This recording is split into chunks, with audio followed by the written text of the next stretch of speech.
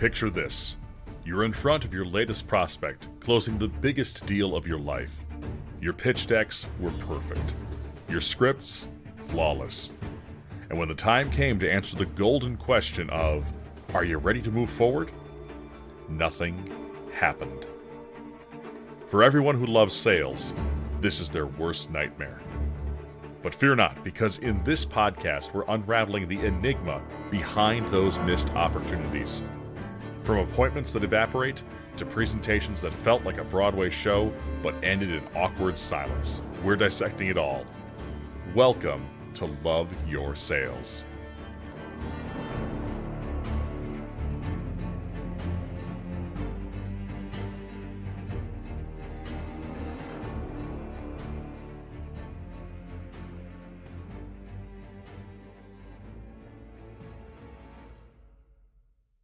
This podcast is presented by GenHead. GenHead leverages AI so small and medium-sized businesses can find their ideal clients to make more sales. Other companies talk about AI, but we are using it every day to drive down marketing costs and increase revenue. Learn more at genhead.com. That's genhead.com. Welcome to another episode of Love Your Sales. I am joined today by Andy Daro. Andy is the commissioner of North Bay Village in Florida, Miami, Florida, and the founder of the Daro team at Compass, a leading real estate team in South Florida. With over 12 years of experience in luxury sales, Andy has established a reputation for exceeding exceptions and building lasting relationships within his community. I am very excited to have Andy join me today. Welcome to the show. Hi, Leighann. I'm excited to be here. Thank you for having me on your show. Yeah. So why don't you expand on that brief intro and tell us a little bit more about yourself? Sure. I lead a team, as you mentioned, at Compass, located in Miami. There are 9 of us on my team, international. We deal mostly in luxury residential sales, condominiums, and single-family homes. A lot of them waterfront in Miami, Florida. And also recently, I've became commissioner, as you mentioned, of North Bay Village, which is a 9,000 resident, island community in the middle of the heart of Miami Bay, between Miami and Miami, Florida. Wow. Okay. And how does one become commissioner, and what is that role? Well, it's an elected position. So it is elected. As I mentioned, though, it's a small island, so there's only about 9,000 residents.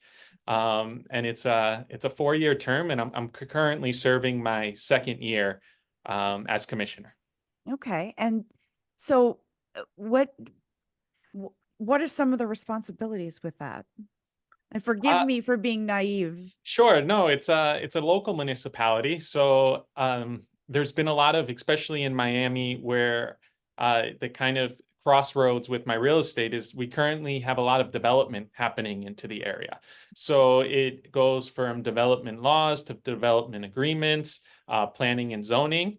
But then it also ranges as just kind of anything that happens in our community, from our infrastructure projects to our school, our police department, funding and budget, anything that goes into running a city.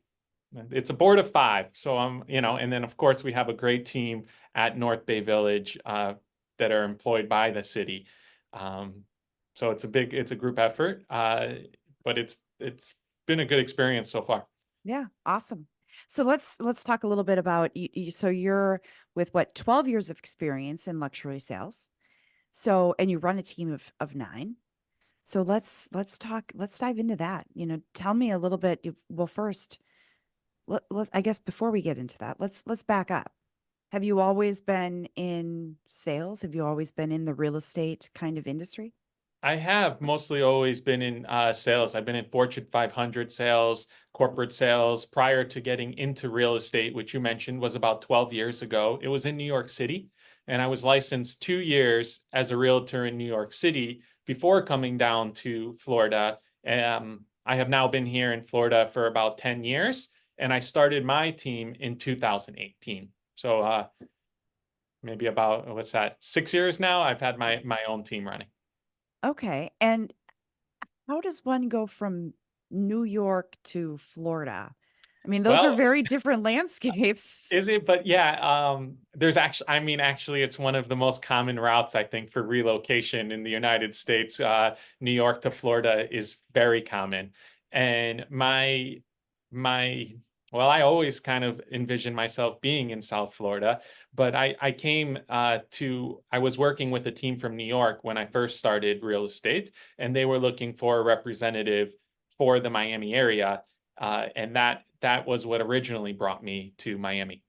Okay. And let's talk about the different type of sale that must be. I'm assuming. I mean, that's got to be a very different. It is. I always found it much easier in Miami. I mean, we have beautiful weather all year round. We have better tax policies.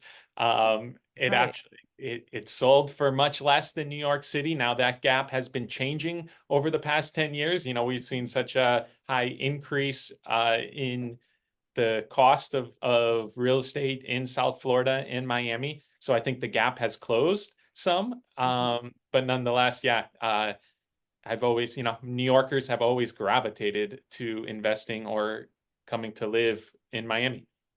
Right. I mean, you go from skyrise, buildings, and not all of New York, I suppose. I mean, depending on where you are, there's beautiful parts of every state where you can get out into. But when we hear New York, we think of all of the flashing lights, the city that never sleeps, the tall, skyrise buildings, that kind of thing. But so tell me and when you got the itch to run your own team. Uh, yeah, it kind of happened naturally. Um, it started when I was still working with the team from New York, and I kind of, was able to, our business was growing down here, and I had the freedom to hire one agent, to come under us here. And then it became a second agent, and we were working as kind of a team of three, at which time we were with the Corcoran Group. If you're familiar, it's a large agency in New York. Uh, and in 2018 was when, we kind of positioned, or 20, during the pandemic, when we started to switch over to Compass, which is where I've been for the last 3 years, and is where we've kind of expanded our team from 3 agents under a New York umbrella to our own team down here in South Florida. Okay. And so tell me, how that shift evolved and what your are you running the operations on that, or are you still out there day to day selling, or are you really managing? A little bit of both. I mean, most of all of the team that I manage are sales agents themselves. So I carry a little bit of a sales manager role, but of course, I am still heavily involved in sales myself. That is still my priority, to be out there closing deals, finding new places for my clients at the best deals that we can do. So I mean, do you like wearing both hats? Do you like the managing of the sales, also doing the sales? Do you what is the because and I ask this question because often they say a great salesperson struggles to also manage or to Yeah. really manage a team. That's a good question. Again, I think, the growth kind of happened organically. It wasn't something, it was on a need basis. And as our brand kind of expanded, more people came to us asking for opportunities that were a good fit.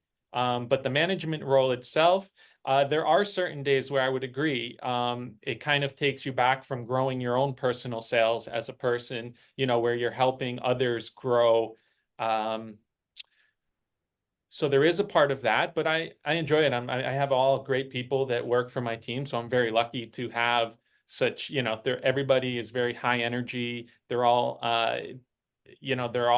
able to carry their own workload without needing such a micromanagement manager to kind of show them the way. I think that's important, and kind of takes off a lot of the work of a manager, so I can still kind of just focus on doing what I do best, and that I still think is selling. And that's awesome. And eh, so I guess when you say what I do best, and here's what I'm going to dig in on, Andy. Sure. So again, me being a salesperson, and often I've been told in my life, hey, you're really, really great at selling, so stay in your lane, right? Mhm. And people will say that, like, if you're really great at selling, don't become a manager. But it sounds like you've found a balance of being a, because you have a team of 9. That's nothing. A team of 8 include, or 9 including you. Yeah. Semantics. Yeah. But that, I mean, it is hard to jump from salesperson to manager, and I'm making a, putting on a different Uh-huh. hat type, but to be able to, and let's not forget the commissioner of the North Bay Village. So you're juggling a lot. It's certainly time consuming, and I think you are absolutely right when you talk about the balance, which I think I am still learning. I think I'm still finding my highest level of efficiency. But on that note of efficiency, perhaps you're right. I mean, perhaps when you're talking about just trying to gross the highest level of personal sales, I think if I stayed an individual and didn't kind of grow the brand, or there is something that is to be said about maybe it would be best just being able to focus on yourself and only having to deal with your own problems. But at the same time, I think, I've learned that through teams, we can do so much more.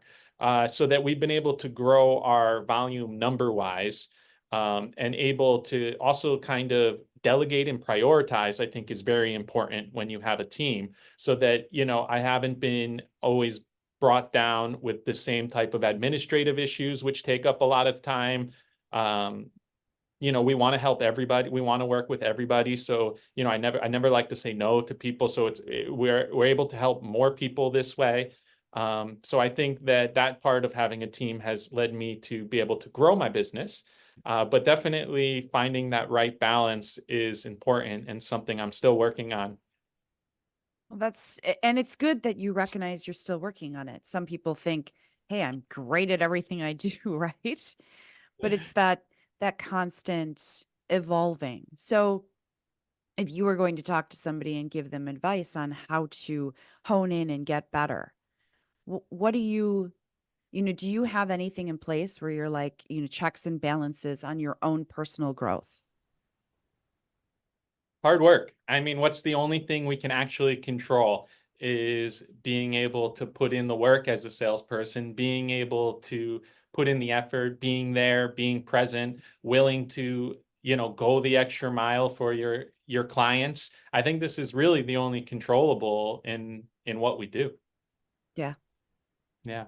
I mean, so much, absolutely. there's so many variants that happen. I mean, interest rates, you are dealing in, especially in real estate, you can't control everything. There's so many emotions that go into it, where there's so much of people's personal lives that get involved. Half of what we do with sales in real estate, it is considered sales, but I think it's so much different than other types of sales. We aren't, for example, always handling 3 objections. This is like something that they teach you in sales. And when they're trying to sell you something, well, what about this? Or what about this? And it isn't always that way when you deal with real estate. You really have to understand people's feelings, what they really want to achieve.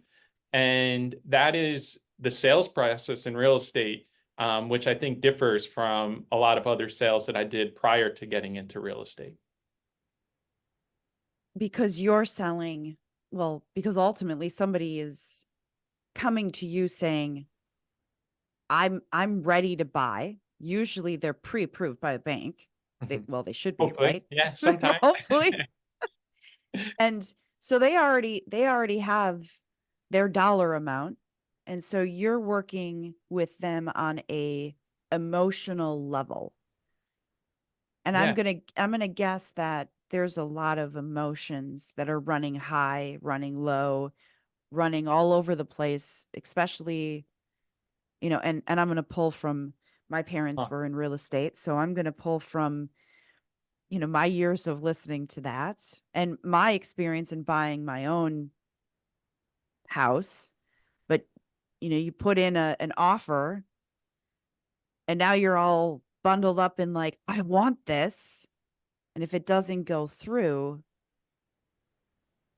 Yeah, you feel a bit responsible. You always want to, especially when you're working with a client on the buy side, as you've been mentioning, uh, you don't have as persuasive as I can be. You don't have the full ability. If somebody else is out there in this instance where you're managing a client with a pre-approval or who's plans to finance, if somebody else is coming in with a stronger cash deal, I don't think there's anything that I can say at this point that would make a seller wish to, accept our offer, which has a lower probability of closing, unless we were willing to pay an over asking price. Which is, that is one of the situations. Uh, right, that's definitely where you aren't in control on the buy side. And, and if half of the time we're on the sales side dealing with the sellers, and there's a whole different set of emotional circumstances when you're working with a seller and their home, whether they're being emotionally connected to a place where they've raised a family, or, there's so many different things that can go into it. That you're always dealing with this in real estate. Um, but that's, at the same time, that's part of the job that we enjoy. So right. The emotional side. And most yeah, sales, people right, dealing right. with, yeah. Dealing with people. And in most consumer sales of some have emotion tied to them. It's obviously if you're going into an extremely large corporation as a salesperson pitching to a board of directors, it's very non-emotional, Mhm. in the sense that, well, you have a product, they have, but people buy on emotion, justify on logic at the end of the day. I mean, that's Yes, I think that's correct with well, yeah, yes and no. There's still a lot of logic and I think numbers that go into real estate. I mean, you always have to have the right value, the right price per square foot. So there is this numerical sales component to what we are doing, but the additional that I don't think is if you're selling medical devices, so to say, is all the emotional, personal intertwines that are involved in real estate in making real estate deals happen. right, Uh, Sometimes I call myself a firefighter, and they're like, what do you do? I'm a firefighter because you're just constantly solving issues or putting out fires is what, I think I spend half of my time doing is just problems will arise in real estate. How can you deal with that and keep people level, from not wanting to do some cancel a deal or move elsewhere in another direction. right. Interesting. A firefighter, right? Firefighter. Yeah. Well, anybody who's, an operationally, on the side of sales, that's pretty much what they are, right? Hey, going to work, I'm going to go up, pretty much put out fires all day long as my clients are calling me and they need this or they need that, or some deal is blowing up in our face, Uh-huh. right? So some deals are definitely easier than others, but I always say that in 12 years, I don't think I've had one easy deal where everything just goes smooth. So there is always some expect the unexpected. Right. And you still are in it, which means you're okay with that. Yeah, I'm still here.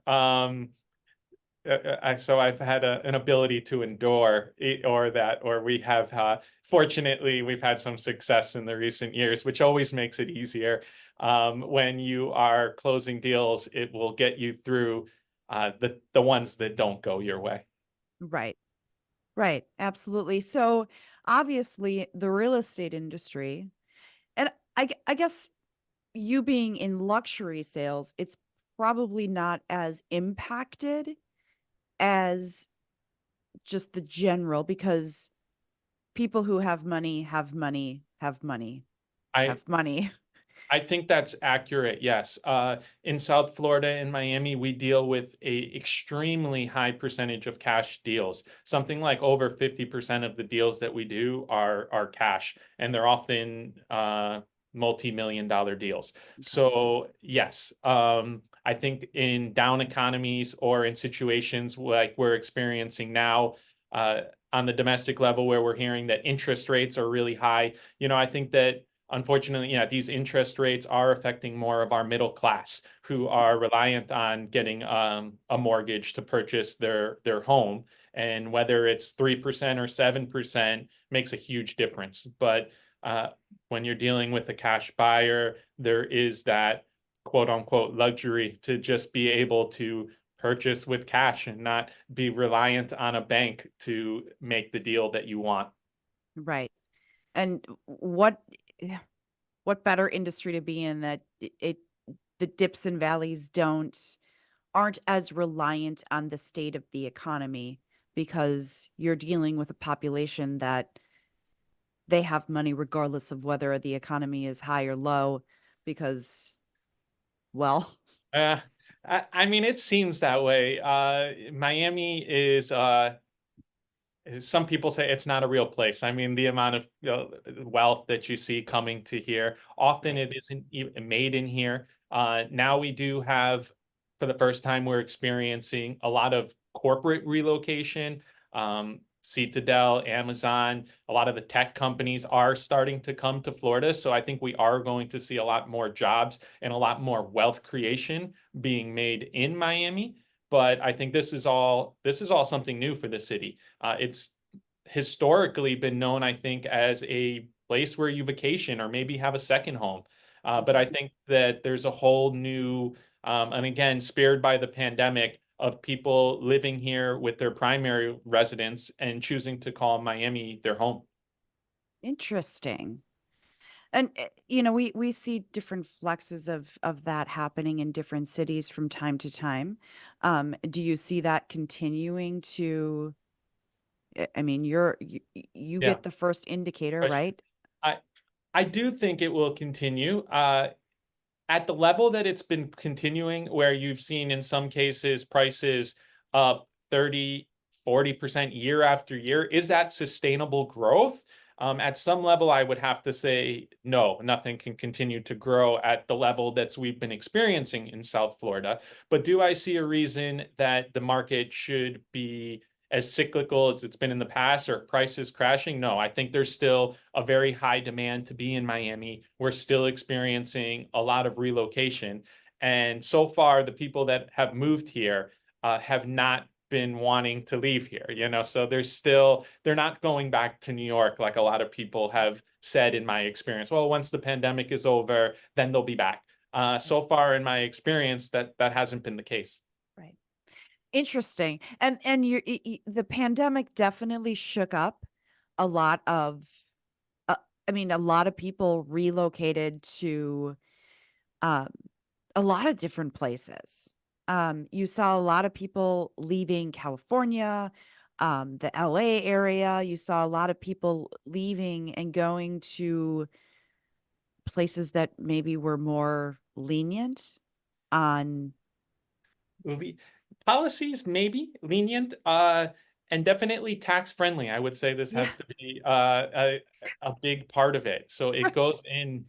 I think the largest is that a lot of people started working from home also in the pandemic. So I think this kind of speared it. And when you're no longer going into an office, why are you going to justify paying a 10% tax to your state when this is no longer mandatory? Or, I mean, it's not mandatory in the sense that you're working from home. So whether your home's in New York or California, or in this case, Florida, there is a difference to your take home, even though you're working from home.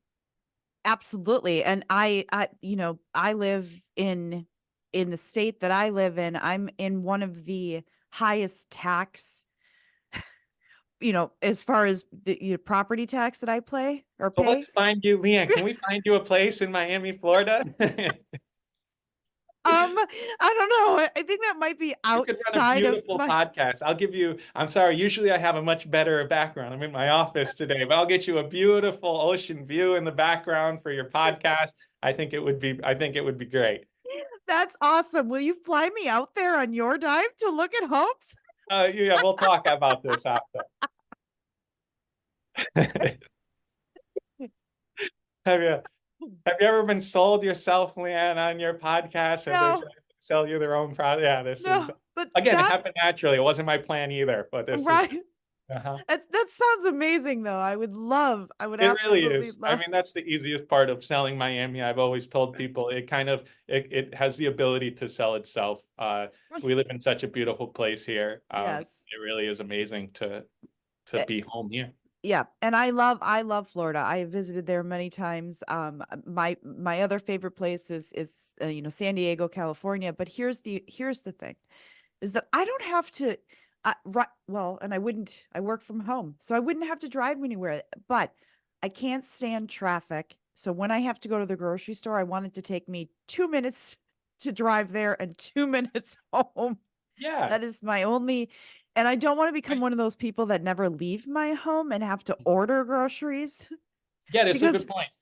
I also love a walkable community. I think this is a great, and there are plenty of, I think South Beach in Miami or Brickell, if you're familiar with this neighborhood, they do have this walking community. But one of the main things that, as I switch hats here and I talk about my role as a commissioner, that I am working on as commissioner is really improving the walkability of our island, because I think that people really like this, and that you don't have to get into a car to go to your supermarket or a restaurant or to go get your coffee. So we are definitely, one of the roles that I'm looking to play in our community is to improve our walkability, not just with our sidewalks and infrastructure, but we're also having an amazing project we call the Island Walk, where we're building a waterfront walkway for a waterfront boardwalk for our pedestrians. So we have about it's 1 square mile, our island, and we're trying to connect most of the areas that have commercial zoning all by this route called the Island Walk. wow, Yeah. that see that seems like a dream to me. This is the dream for me too. Yeah. And a lot of it is time. Yeah, it's time consuming isn't the right word. We're waiting. I mean, there is a lot of development that's coming, and a lot of it is reliant on the new developments that are coming, which are helping us build the infrastructure. So there's a lot of public-private collaboration in seeing this dream fulfilled. But I do think that the pieces are in motion, and in about 5 years' time, I think we'll really start to see some of the benefits of the work that we're putting in now. That's amazing. So we're coming already, we're coming to time. So I want to give you your I give everybody their 30-second shameless pitch. But before I do that, I want to ask you one question. Right. As a sales professional, as a manager of people, as a commissioner, if you had to give advice to your younger self or to somebody who's coming up, um, seeking, what do they want to do with their lives? Do they want to go into sales? Do they want to go into real estate? What advice would you give to some of the younger listeners? Hmm. Oh, this could be I know it's a broad question, isn't it? yeah, but I mean, getting into sales is something I wish I did earlier. And I'm not even sure, college is a great path for some people, but I don't think it's for everyone, especially if you need to be in this entrepreneurial sales role. I think we were built to kind of go, college is where we wanted to go corporate, and there are certain things where, of course, you'll need this education to do. But I don't think if you have your heart set on being a salesperson, it really just comes down to your personal work ethic, what you're going to put into it. And especially in real estate, if I could have gotten going on my career 10 years earlier than I did, that would have been something that if I went back in time, I would have just done. From the time I was 18, I would have been in real estate. But I'm happy I found it still later in my 20s. So it's, I got there in time, but maybe that's some advice I would consider as my earlier self. Yeah, that's awesome. And now your 30-second shameless pitch and how people can reach out to you. Sure. again, my name is Andy Daro. I'm the leader of the Daro team at Compass. We do sales for residential in Miami and Miami Beach. And if you're happening to listen to this podcast today and you have interest in South Florida real estate, we'd love to help you out. So please feel free to get in touch with me and we'll find you your home down here. And your website will be listed on the show notes. That's Thank you. andydaro.com. So you are welcome to reach out that way. Is there another way that you would like Yeah, somebody that's a to reach out? personal website that'll connect to me. But if you Andy Daro at Compass, if you Google, it'll find itself as well on Facebook and Instagram. Awesome. Perfect. Andy, this has been such an amazing conversation. I really appreciate you coming on and joining me today. I enjoyed talking to you. Have a wonderful day. Thank you. This podcast is sponsored by Sales Rescue. Ready to revolutionize your sales strategy? Sales Rescue is here to transform your business's approach with proven success. At RescueMySales.com, we turn the frustration of missed targets into the thrill of exceeding goals, empowering you to meet and surpass your sales ambitions, leading to growth and profitability. Exclusively for Love Your Sales listeners, claim your free sales consultation today and receive our Sales Rescue AI playbook. Start your journey with sales excellence now. But hurry, this free offer is only available for a limited time. Visit RescueMySales.com now. That's RescueMySales.com. Don't miss this free opportunity at Sales Rescue, where we rescue your sales so you love your profits. Thanks for joining us for Love Your Sales. For more, connect with Leighann on LinkedIn and be sure to subscribe to the show and leave us a rating and review. We'd love to hear what you think. Looking for a way to take your sales process to the next level? Visit us at loveyoursales.com to find out more about how Leighann can take your organization to new revenue heights. And be sure to join us next time for more great ways to love your customers so they love your sales.